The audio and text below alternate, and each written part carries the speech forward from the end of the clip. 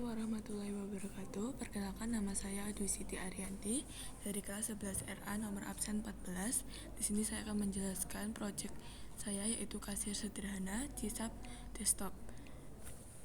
Sebelum menjelaskan, saya akan menjelaskan bagian database terlebih dahulu. Pada database saya memiliki 4 tabel, yaitu ada user, barang, detail, jual. Jual ini sama dengan transaksi ya. Jadi kita akan menjelaskan tabel user terlebih dahulu. Pada tabel user memiliki struktur, kode user, lalu ada nama, password, dan level. Pada level kita menggunakan enum, dimana kita hanya bisa memasukkan level itu admin dan kasir. Lalu ada password menggunakan varchar, nama juga menggunakan tipe varchar, lalu kode user juga menggunakan tipe varchar dengan primary key. Oke, selanjutnya pada tabel barang. Pada tabel barang memiliki struktur, kode barang, nama barang, harga beli, harga jual, jumlah barang, dan satuan barang. Sini kode barang menggunakan tipe varchar, lalu nomor barang juga kita menggunakan tipe varchar. Untuk harga beli, jual beli, dan jumlah barang serta jumlah barang itu kita menggunakan tipe integer. Lalu juga satuan barang seperti which is bag atau botol kita menggunakan tipe varchar. Ini juga kita bisa gunakan menggunakan tipe enum, tapi saya di sini masih menggunakan tipe varchar. Lalu pada tabel berikutnya itu tabel jual. Tabel jual atau transaksi memiliki struktur nomor jual, yaitu nomor transaksi bertipe varchar, lalu ada tanggal jual, item jual, total jual dibayar, lalu kembalian yang bertipe integer, lalu kode kasir. Kode kasir ini diambil dari kode user yang ada di users.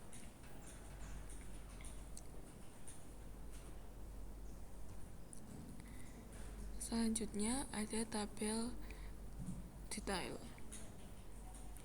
Tabel detail ini tabel tambahan, tapi pada codingan atau tampilan di desktop belum saya kasih karena belum sempat, waktunya belum ada.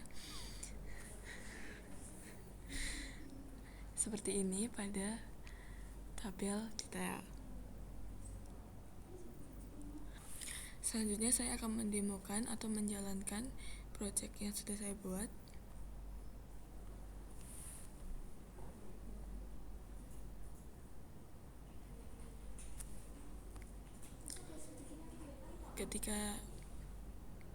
Ketika membuka halaman pertama, kita tidak bisa mengakses halaman barang, transaksi, laporan, dan master. Kita hanya bisa mengakses pada button atau menu out untuk login. Di sini juga logoutnya karena belum login, jadi masih belum bisa diklik. Lalu juga bisa exit untuk menutup halaman project. Nah, kita coba jalankan lagi. Dan kita coba login sebagai admin.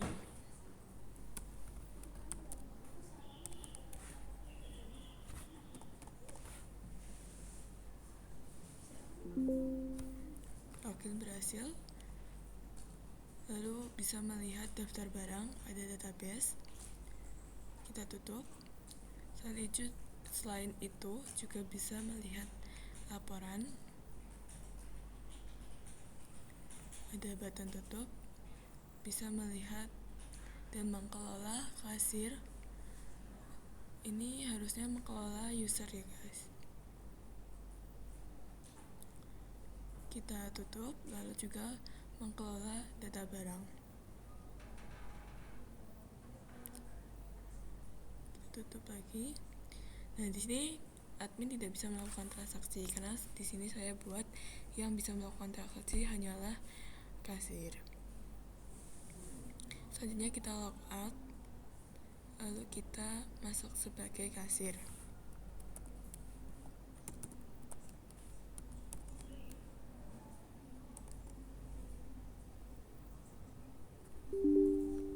Ini ada pesan ketika salah melakukan atau mengisi password atau kode user. Kita ulangi lagi.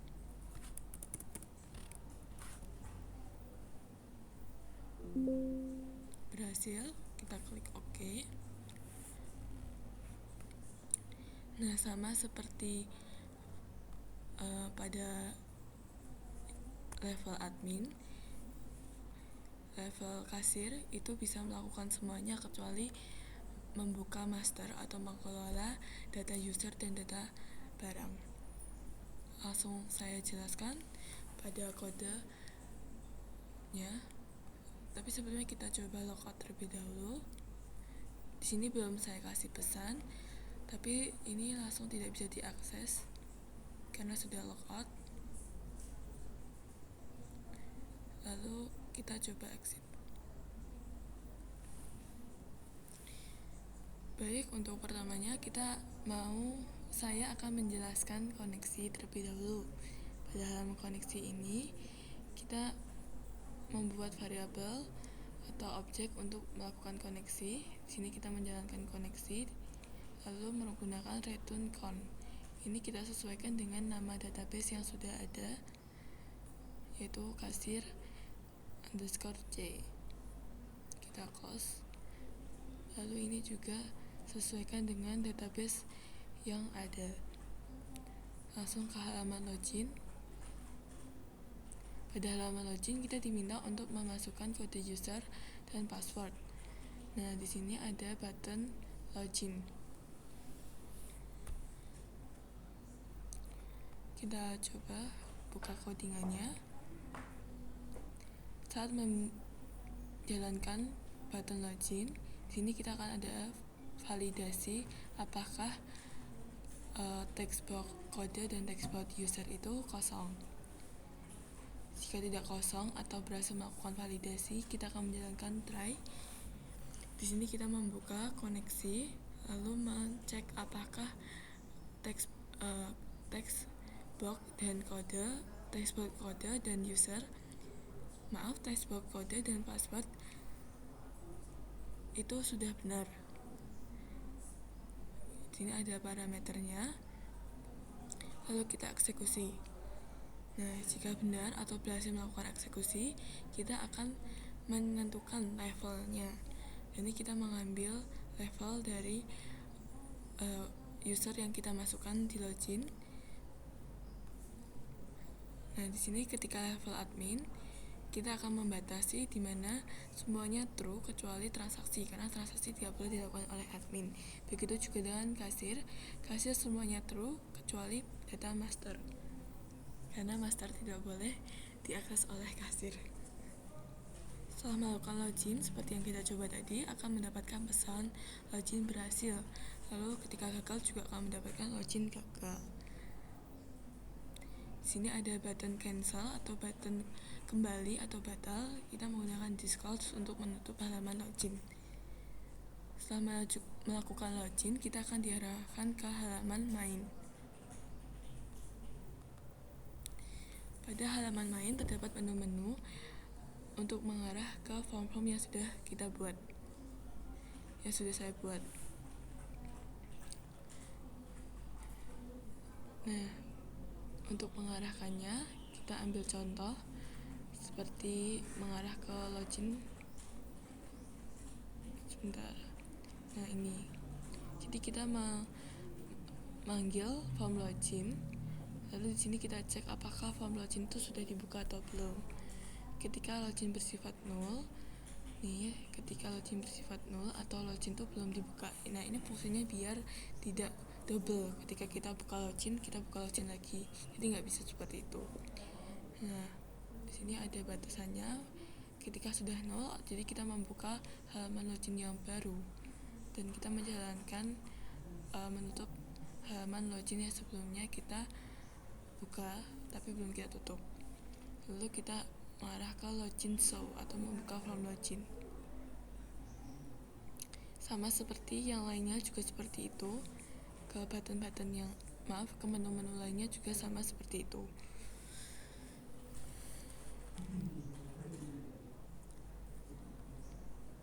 Kita mulai dari halaman bagian menu dari kiri ya.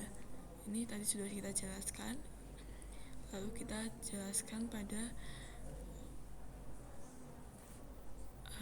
menu barang yang akan diarahkan ke form barang. Kita buka dulu. kita coba klik button tutup. Nah, di sini tutup itu seperti tadi atau batal, jadi kita menutup halaman barang. Di sini menggunakan this close. Lalu di sini kita saat membuka halaman barang otomatis akan memanggil void atau metode tampil. Pada metode tampil di sini kita membuka koneksi, lalu kita menjalankan query select barang untuk menampilkan barang, lalu kita memasukkan atau dataset ke data grid view.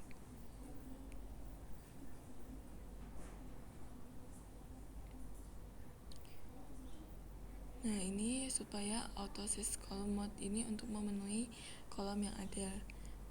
Di sini juga ada refresh untuk ketika ada tambah kurang itu otomatis misal ada tambah barang atau memperbarui stok otomatis ke refresh. Lalu ada ini meng-close koneksi.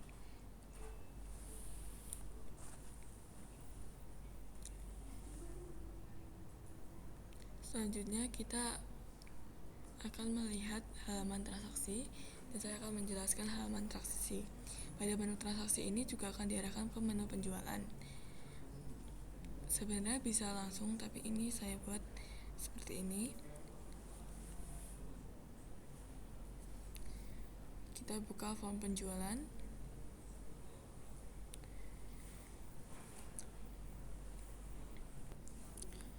Pada form penjualan di sini kita bisa mengambil nomor transaksi secara langsung, jadi kita tidak perlu menuliskan nomor transaksi. Jadi saya menggunakan teks box dan warnanya kita samakan, jadi biar tidak diisi. Lalu di sini kita bisa memasukkan kode barang yang ingin kita beli. Ketika memasukkan kode barang, jadi otomatis akan menampilkan nama dari kode barang tersebut. Begitu juga dengan harga. Lalu kita memasukkan jumlah yang ingin kita beli. Kita bisa mengklik button tambah untuk melakukan transaksi. Lalu di sini simpan untuk menyimpan transaksi. Di sini ada total yang otomatis akan terisi juga ketika kita memasukkan barang. Lalu ini ada total yang dibayar. Kita bisa memasukkan pelanggan itu membayar berapa. Lalu ini ada kembalian, kita hitung otomatis. Ini ada tanggal, jam juga, lalu juga ada kasir atau nama yang melakukan kasir. Langsung kita coba pada klik button tambah. Kita jelaskan kodenya dari atas.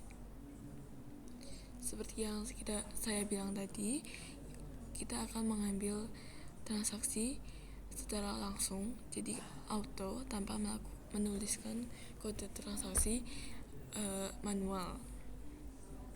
Kita membuatkan metode kode auto menggunakan variabel trx, terus kita ambil dari data tanggal, menit, dan juga detik kapan transaksi itu dilakukan untuk membedakan transaksi satu dengan transaksi lainnya. Lalu ini ada membuka koneksi. Nah, di sini kita mengambil nomor jual atau nomor transaksi yang sudah ada di database. Lalu kita ambil dari from jual ketika nomor jual ini.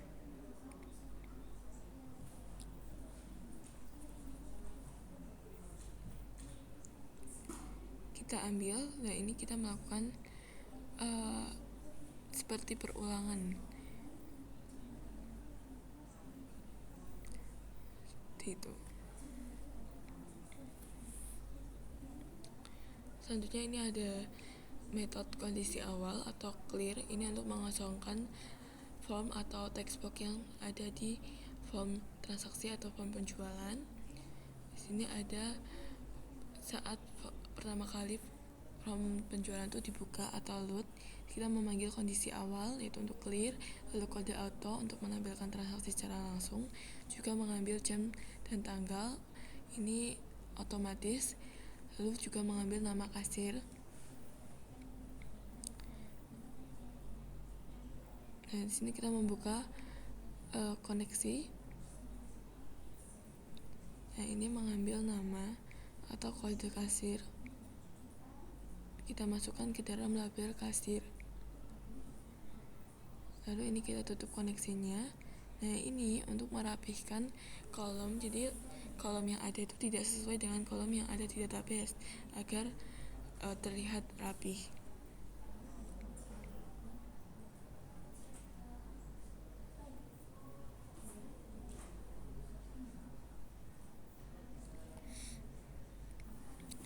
Lalu ini ketika kode barang kita masukkan atau kita enter ke dalam teks bar kode barang, otomatis akan menambahkan nama barang serta harga barang. Dan kita akan difokuskan untuk mengisi jumlah barang yang ingin kita beli. Ketika kode barang yang dimasukkan itu tidak ada di database, akan menampilkan barang tidak ditemukan. Lalu ini ada button insert untuk menambahkan transaksi atau menambahkan barang yang ini jual pada transaksi.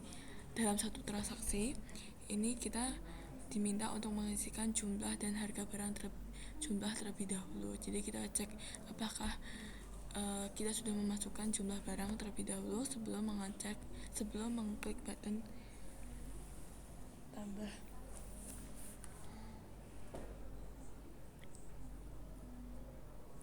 Lalu ini kita tambahkan ke data grid view. Lalu ini untuk menghitung total dan item yang kita beli atau yang kita lakukan transaksi, dan menempelkan atau memasukkan ke dalam label total dan label item. Nah, ini sama seperti metode clear sebelumnya. Nah, di sini teks bayar ini kita cek apakah bayar dikurangi total itu sesuai, bisa kita hitung atau bersifat integer. Jadi kita bisa langsung menghitung nominal yang dibayar dikurangi dengan total belanjaan.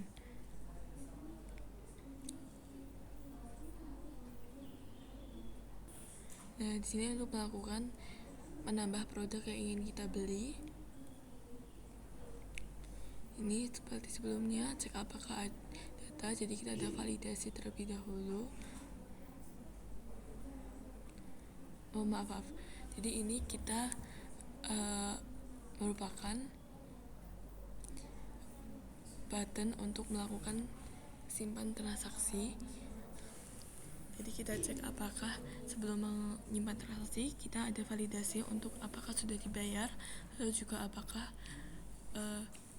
barang sudah ada dalam data grid view transaksi. Jadi ketika barang yang dibeli itu 0 atau tidak ada transaksi, tidak bisa melakukan transaksi. Ketika sudah melakukan validasi, kita akan menjalankan try. Kita buka koneksi juga seperti sebelumnya, lalu kita memasukkan ke dalam tabel jual dengan parameter.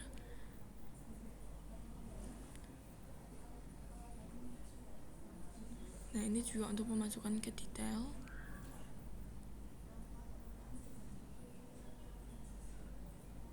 Dan ini juga reset setelah berhasil atau clear ya guys.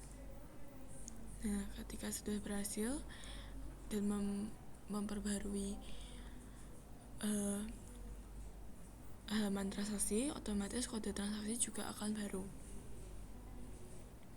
Nah, ada button tutup atau close, itu juga sama menggunakan this close. Selanjutnya pada halaman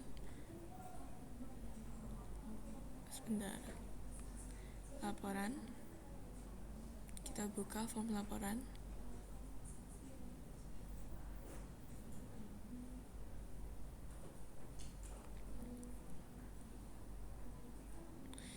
Pada laporan transaksi ini saya sudah membuat periode. Jadi ketika ingin menyesuaikan misalkan dari tanggal ini sampai tanggal sekian, itu kita bisa tampilkan. Tapi ketika ingin menampilkan semuanya, kita akan mengklik tabel refresh. Ini ada total transaksi dan total pemasukan. Lalu di sini juga ada button tutup. Kita coba jelaskan kodenya. Nah, ini mengambil tanggal jadi kita tampilkan kosong. Ketika dijalankan tuh tidak terisi otomatis tanggalnya, jadi kita mengkosongkan tanggal terlebih dahulu. Nah, ini ada validasi tanggal juga. Lalu ini di tampilan awal itu sebelum validasi, sebelum menggunakan function periode seperti ini. Lalu ini ketika menggunakan periode, itu juga ada menghitung total transaksi dan menghitung total omset. Nah, ini untuk tampilannya. Nah, untuk button tampil ini kita cek apakah tanggal yang dimasukkan pada halaman text box awal dan text box akhir itu tidak keliru. Jadi text box awal itu tidak boleh melebihi tanggal text box akhir. Lalu ini ada button refresh. Ini untuk menampilkan tampilan awal tanpa periode. Nah, ini ada function untuk pada tanggal biar bisa DD, MM, YYY seperti ini. Selanjutnya saya akan menjelaskan halaman master yang berisi kelola kasir dan kelola barang. Pada kelola kasir dan kelola barang ini tuh sistemnya tuh mirip. Jadi kalau pada kelola kasir kita bukakan halaman form kasirnya terlebih dahulu. Seharusnya ini kelola user ya. Jadi kita ganti sekalian.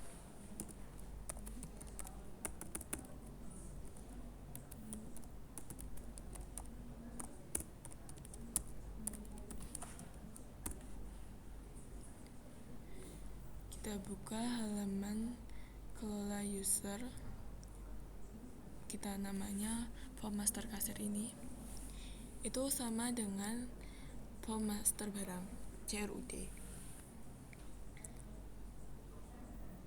Jadi juga ada enum kasir, juga ada enum barang.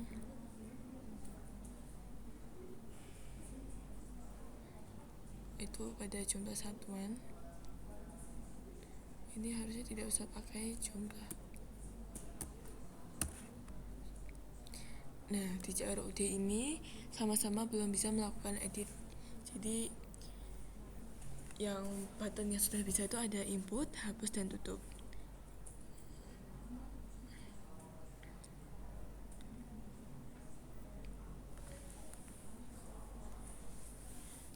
Pada button input, sini kita akan mengecek atau memvalidasi apakah semua text box sudah terisi. Lalu jika sudah terisi, kita akan membuka koneksi dan melakukan query, yaitu insert kepada barang, lalu mengambil query dan menjalankannya atau mengeksekusinya pada CMD execute run query. Lalu ketika berhasil akan mendapatkan pesan data kasir berhasil ditambahkan. Nah, di sini ada tampil untuk merefresh data grid. Jadi otomatis ketika ditambahkan itu data grid akan memunculkan data yang baru kita tambahkan. Lalu selain itu juga ada tombol hapus. Ini ada juga button tutup. Ini penggunaan disclose. Nah, pada button hapus ini kita akan memasukkan kode barang yang ingin kita hapus.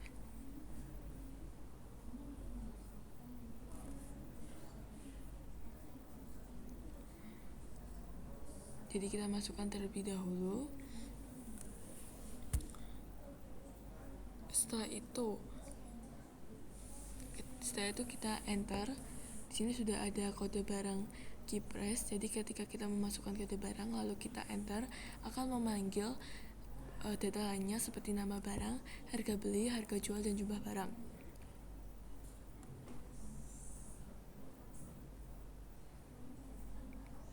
Kembali ke halaman. Kembali ke bagian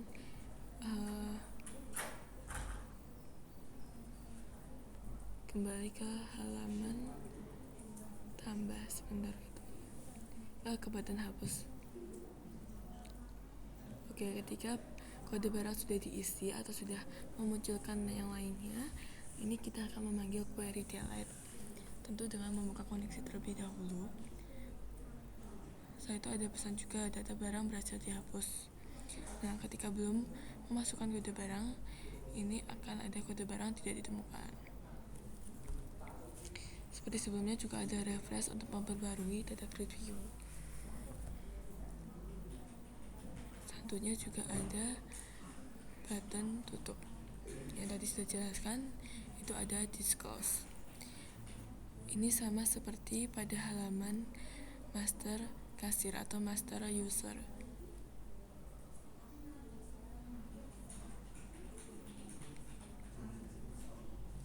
Jadi kita cek dulu apakah datanya sudah ada, lalu kita memasukkan ke dalam kasir, ke dalam tabel user. Ini salah guys.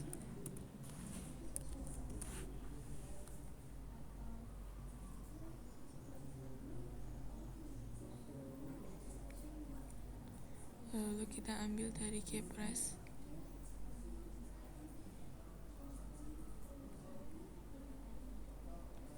Begitu juga dengan hapus. Di sini editnya masih error ya. Sudah ada tapi editnya masih error.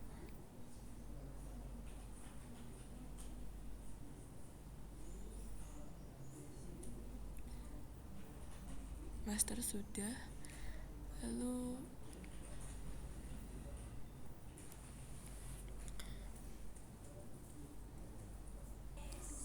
cukup sekian video penjelasan dari saya. Bila ada salah mohon dimaafkan. Wassalamualaikum warahmatullahi wabarakatuh.